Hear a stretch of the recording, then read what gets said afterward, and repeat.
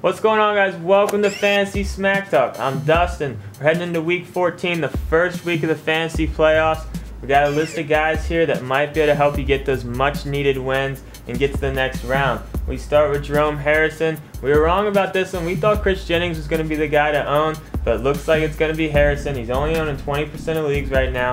Now they do play the Steelers this week, so he's not going to be able to start for you this week. But then they have Kansas City and Oakland, so he could give you some help down the stretch if you make it to the second round. Next, Dwayne Bowe. He was dropped by a lot of people with him serving his suspension. Now he does have one game left, but then they play Cleveland and Cincinnati the last 2 weeks. He's only on about 70% of leagues right now. If you're in the playoffs, you're looking for some receiver depth, go ahead and snag him if you can. Another receiver is Antonio Bryant. Ever since Freeman's taken over, Bryant has looked like he did last year. He's only on in 65% of leagues. We like Bryant. We think he's going to be consistent from here on out.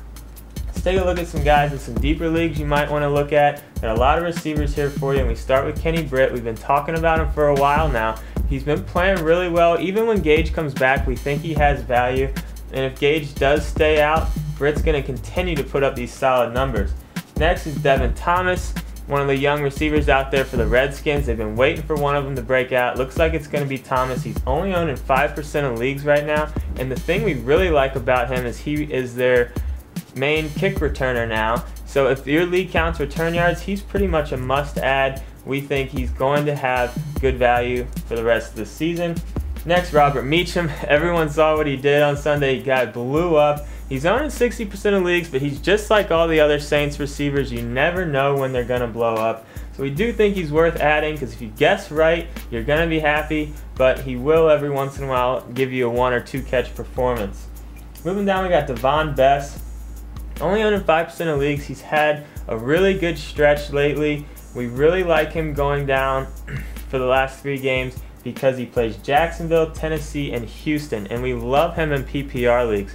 If you're looking for a receiver in a PPR league, look at Devon Bess. Look at what he's done lately. He's been very solid. All right, we got a couple defenses for you. We start with Buffalo against Kansas City. Buffalo's owned in 50% of leagues right now. Now, we picked Buffalo last week. It didn't exactly work out. They had a decent amount of sacks, but they couldn't get any turnovers. But we think they'll get some turnovers against Kansas City this week. We also like Tennessee versus St. Louis. Tennessee's been playing a lot better lately. Only owned in 45% of leagues. They should be able to get some turnovers against that woeful offense.